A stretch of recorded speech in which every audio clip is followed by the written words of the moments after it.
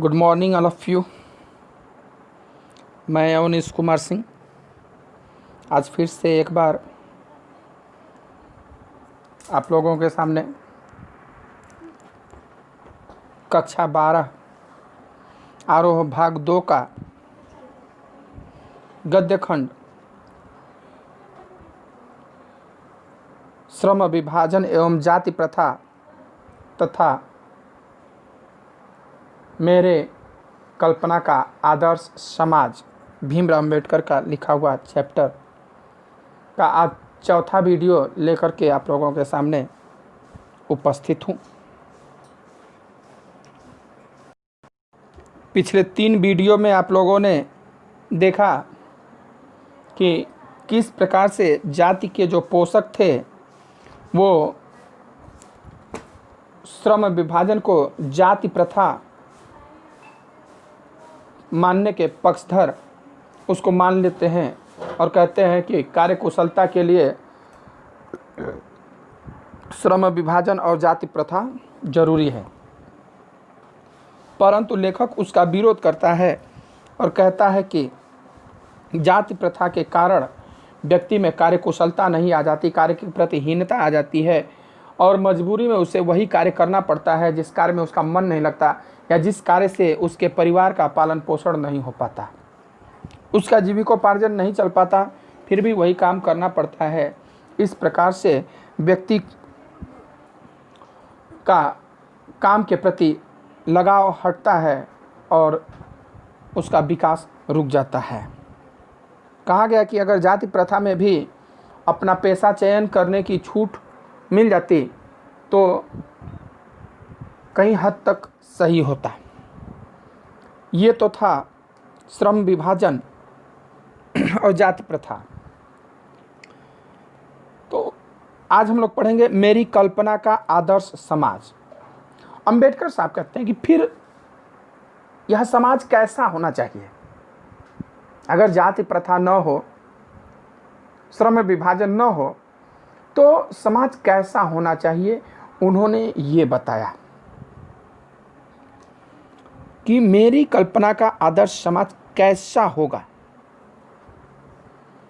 कह रहे हैं कि जाति प्रथा के खेदजनक परिणामों की नीरस गाथा को सुनते सुनाते आप में से कुछ लोग निश्चय ही ऊब गए होंगे।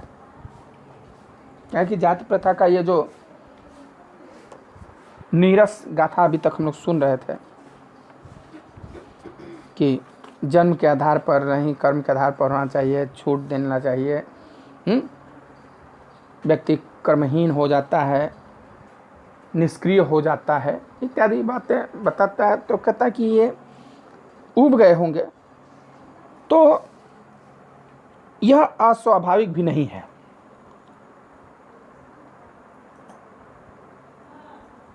भाई ऊबना, जिस काम में हमारा मन नहीं लगता है, जो बातें हमारे मनानुकूल न हो तो व्यक्ति ऊब जाता है, यह स्वाभाविक सी बात है। अतः अब मैं समस्या के रचनात्मक पहलू को लेता हूं कि समस्या तो हमने बता दिया, तो लोग पूछेंगे फिर इसका समाधान क्या होगा, इसका निवारण क्या होगा, आप खुद ही बताइए।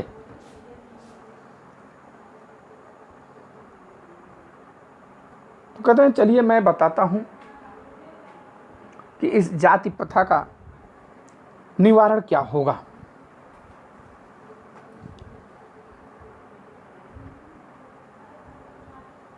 मेरे द्वारा जाति प्रथा की आलोचना सुनकर आप लोग मुझसे यह प्रश्न पूछना चाहेंगे कि यदि मैं जातियों के विरुद्ध हूं तो फिर मेरी दृष्टि में आदर्श समाज क्या है। भाई जाहिर सी बात है कि अगर हम किसी बात का विरोध कर रहे हैं तो लोग पूछेंगे कि ठीक है, आप इसको नहीं मानते तो आपके हिसाब से क्या होगा। आपके हिसाब से इसका उत्तर क्या होगा। अगर कोई कहे कि नहीं 2 + 2 4 होता है तो मैं कहूँ नहीं, 2 + 2 4 नहीं होता है, तो लोग पूछेंगे ना तो फिर क्या होता है आप बताइए। भाई हम तो जानते हैं कि 2 + 2 4 होता है, अगर आप कहते हैं कि 2 + 2 4 नहीं होता है तो क्या होता है वो तो बताइए। तो कहते हैं कि यदि आप लोग ऐसा पूछेंगे तो मेरा उत्तर होगा कि मेरा आदर्श समाज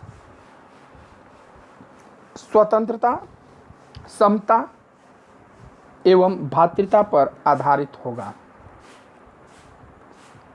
क्योंकि मेरा जो आदर्श समाज है, जिसकी मैं कल्पना करता हूं, वो किस पर आधारित होगा? स्वतंत्रता, समानता और भ्रातृता। स्वतंत्रता किसकी? जो संविधान में हमें मिल गया है। बोलने की स्वतंत्रता, काम चयन करने की स्वतंत्रता, रहने की स्वतंत्रता, आपके मौलिक अधिकार जो मिले हैं स्वतंत्रता के, भाषा चयन की स्वतंत्रता, तो ये स्वतंत्रता होनी चाहिए। फिर समानता, इक्वलिटी, सबको एक समान अवसर मिलने चाहिए, चाहे वह ब्राह्मण हो, चाहे शूद्र हो, चाहे वो क्षत्रिय हो, चाहे वैश्य हो, चाहे वो स्त्री हो, चाहे पुरुष हो, सबको एक समान अवसर मिलने चाहिए। और भ्रातृता यानी भाईचारा, सब में आपस में प्रेम सौहार्द बना रहे, इससे तो किसी को कोई आपत्ति ही नहीं हो सकती है।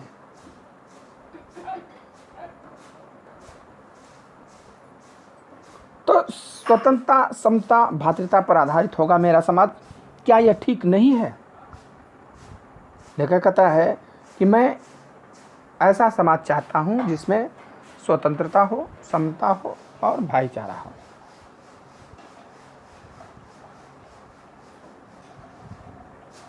भ्रातृता अर्थात भाईचारे में किसी को क्या आपत्ति हो सकती है?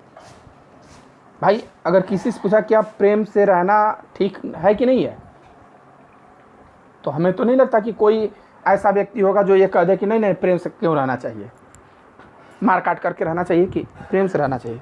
कोई ऐसा नहीं कहेगा। सभी लोग कहेंगे कि नहीं नहीं, हाँ हाँ, क्यों नहीं, प्रेम से रहना चाहिए सबको,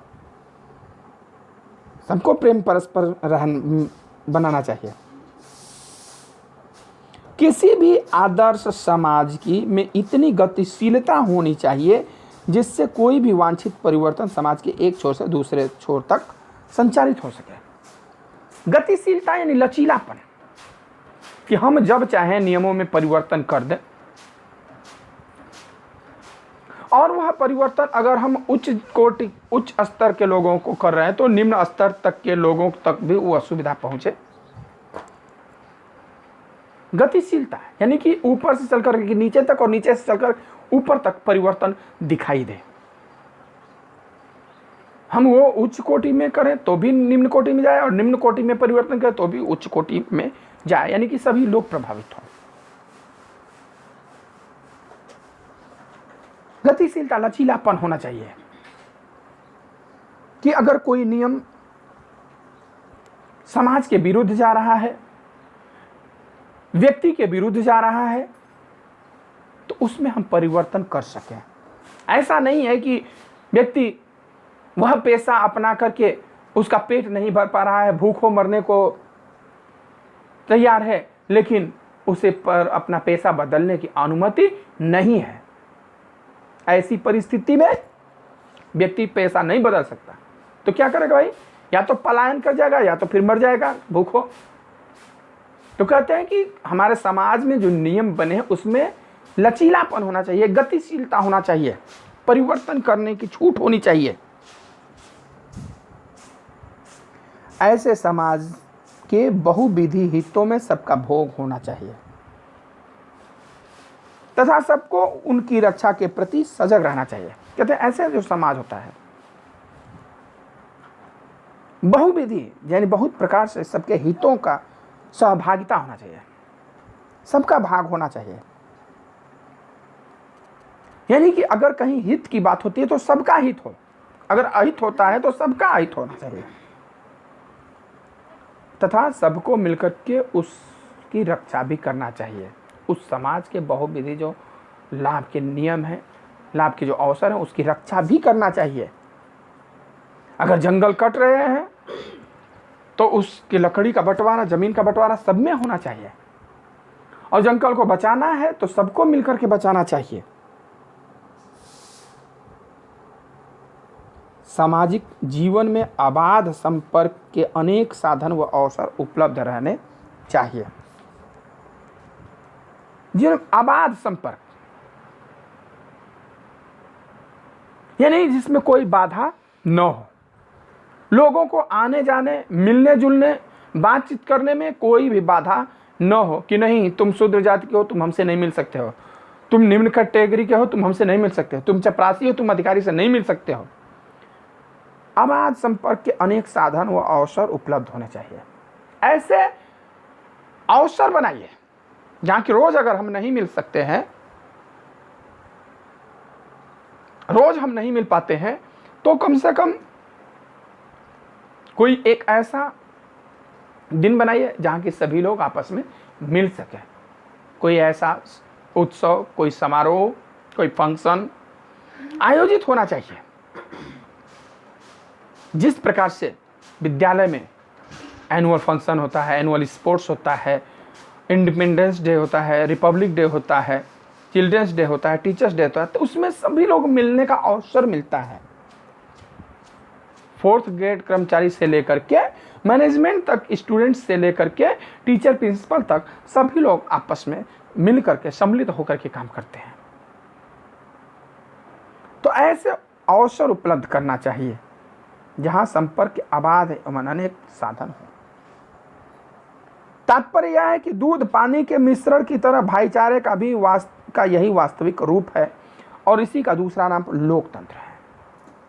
जिस प्रकार से दूध में पानी मिला दिया जाता है और पता नहीं चलता है कि इसमें कितना दूध कितना पानी है, उसी प्रकार से यह भाईचारा भी होना चाहिए। यह पता नहीं चलना चाहिए कि यहाँ कौन अधिकारी है और कौन चपरासी है, कौन सवर्ण है, कौन हरिजन है, कौन क्षत्रिय है, कौन वैश्य है, यह पता नहीं चलना चाहिए। लोगों के वेशभूषा से यह पता नहीं चलना चाहिए। ज्ञान से पहले पता चल जाए, लेकिन रहन सहन, कल्चरल एक्टिविटी और वेशभूषा से यह पता नहीं चलना चाहिए कि इसमें कौन दूध है, कौन पानी है। और इसी का नाम है लोकतंत्र, है डेमोक्रेसी का डिफिनीशन आप सभी लोग जानते होंगे। जनता का, जनता द्वारा, जनता के लिए चुना गया सरकार। जनता के लिए, जनता द्वारा, जनता की सरकार, यही लोकतंत्र है। क्योंकि लोकतंत्र केवल शासन की एक पद्धति ही नहीं है, लोकतंत्र केवल शासन करने का एक तरीका ही नहीं है। लोकतंत्र मूलतः सामूहिक जीवनचर्या की एक रीति तथा समाज के सम्मिलित अनुभवों के आदान प्रदान का नाम है। लोकतंत्र एक सामूहिक जीवनचर्या नहीं है केवल, यह क्या है? एक रीति है तथा समाज में सम्मिलित अनुभवों के आदान प्रदान का नाम है कि हमने क्या सीखा, आपने क्या सीखा, मैंने ये सीखा, आपने ये सीखा, दोनों लोग आपस में अपने ज्ञान को ट्रांसफर कर दें। आप हमसे ये सीखिए, हम आपसे ये सीखेंगे। जो अनुभव हमने किया उसका मिश्रण हो, आपको आदान प्रदान किया जा सके। हमारा सुख है तो आपको भी सुख मिले, हमको दुख है तो हमारा दुख सभी लोग मिलकर के बांट लें। इसमें यह आवश्यक है कि अपने साथियों के प्रति श्रद्धा व सम्मान का भाव हो। भाई, अनुभवों का आदान प्रदान या हमारे सुख दुखों का आदान प्रदान कब होगा? जब हम अपने पार्टनर के साथ, जब अपने मित्र के साथ श्रद्धा का भाव रखते हैं, सम्मान का भाव रखते हैं, स्नेह का भाव रखते हैं कि हमारा जो मित्र है वह दुखी है तो हम उसके दुख को दूर करें, हमारा जो मित्र है वह कष्ट में है तो हम उसको, उसके कष्ट के निवारण का उपाय ढूंढें। यही सामने वाले मित्र का भी होना चाहिए कि हमारा मित्र को सहयोग की आवश्यकता है, हम उसको सहयोग करें। तो अपने साथियों के साथ, अपने पार्टनर के साथ हमें श्रद्धा एवं सम्मान का भाव होगा, तब जाकर के हम अपने अनुभवों का आदान प्रदान कर सकते हैं। हम अपने अनुभवों का आदान प्रदान तभी कर सकते हैं।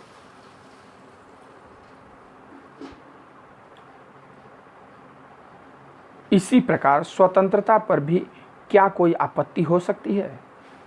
पहला उन्होंने बताया भ्रातृता यानी भाईचारा हो, ऐसा नियम बनाए कि लोगों को अपना सुख दुख, अपना अनुभव शेयर करने की छूट हो। एक गरीब भी अमीर के साथ बैठ करके अपना सुख दुख शेयर करे और एक अमीर भी गरीब के साथ बैठ करके अपना सुख शेयर करे, ऐसा नियम होना चाहिए। तो ये भाईचारा था। ये तब होगा जब लोगों का एक दूसरे के प्रति सम्मान एवं श्रद्धा का भाव रखेंगे। जब तक नहीं ऐसा करेंगे, ऐसा हो पाना संभव नहीं है। कह रहे इसी प्रकार स्वतंत्रता पर भी क्या कोई आपत्ति हो सकती है? स्वतंत्रता पर क्या किसी को स्वतंत्रता पर आपत्ति हो सकती है? स्वतंत्रता मतलब कहीं आने जाने की स्वतंत्रता, बोलने की स्वतंत्रता, खाने की स्वतंत्रता, व्यवसाय चयन करने की स्वतंत्रता, वस्त्र पहनने की स्वतंत्रता, वोट देने की स्वतंत्रता है। तो स्वतंत्रता से भी किसी को आपत्ति नहीं हो सकती।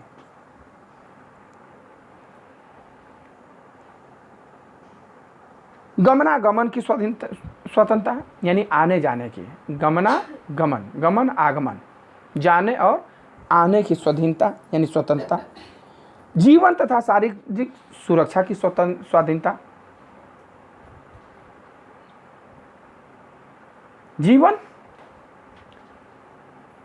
और शारीरिक सुरक्षा की स्वाधीनता, कि हमारे सुरक्षा भी हो, हम जैसे चाहें वैसे अपने जीवन की तथा शरीर की सुरक्षा कर सकें। स्वाधीनता के अर्थों में शायद ही कोई स्वतंत्रता का विरोध करे, चाहे आने जाने की स्वतंत्रता हो, चाहे जीवन रक्षा की स्वतंत्रता का, कोई शायद ऐसा ही हो जो इसका विरोध करे। नहीं तो विरोध किस बात का भाई? सभी लोग चाहते हैं कि मैं